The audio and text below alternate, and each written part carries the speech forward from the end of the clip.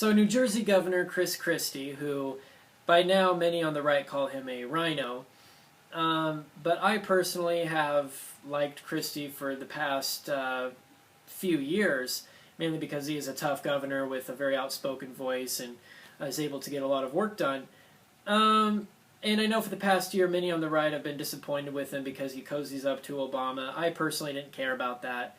Up until now, he has gone after the libertarian streak in the Republican Party, Rand Paul and others, mainly because there is opposition to NSA warrantless surveillance of all Americans, which has been revealed for the past couple of months, mainly due to the whistleblower Edward Snowden and his revelations about the whole PRISM program and whatnot, and how the NSA is collecting so much data from the American people, and everybody is a suspected terrorist.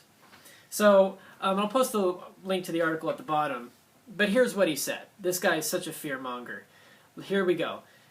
He says, in response to the Amash Conyers amendment earlier this week to the Defense Appropriations Bill, which would have definitely scaled back the NSA surveillance on Americans who were not suspected of terrorism,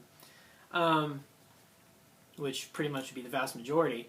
He said, well, as a former prosecutor who was appointed by Bush Jr. on September 10th, 2001, I just want us to be really cautious, because this strain of libertarianism that's going through both parties right now and making big headlines, I think is a very dangerous thought.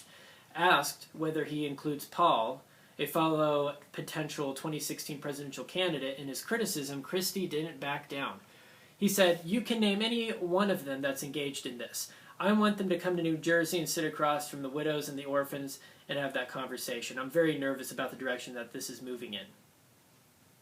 And he acknowledged that there will always be mistakes when it comes to national security and protecting privacy, but said Americans need to stay focused on what's at stake.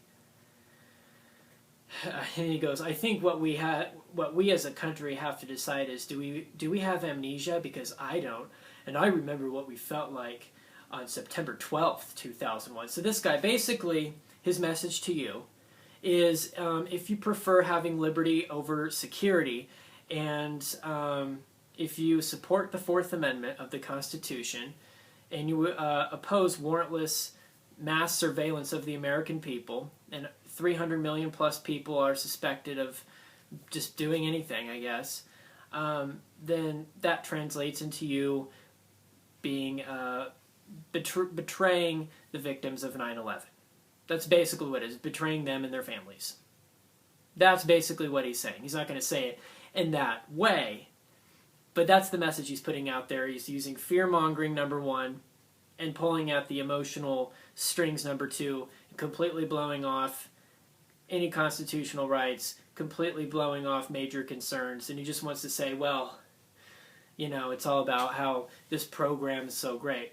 Well, the Amash amendment that was narrowly defeated earlier this week in Congress wouldn't have actually struck down the entire NSA program. It would just have struck down what they're currently doing for all Americans.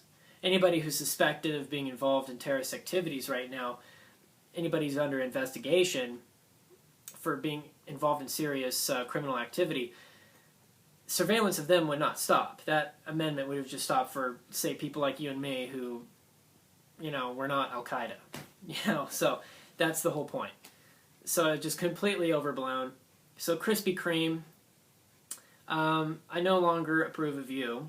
Many others, libertarians, conservatives, independents, liberals, moderates, you name it, many people are disappointed with you.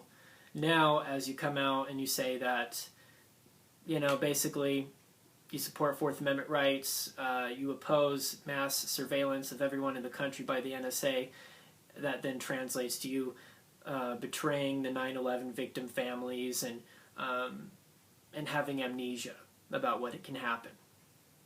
Yeah, all right, whatever. All right, well, tell me what you think of Krispy Kreme, and I'll post the article, the Washington Post article below. Thanks for watching.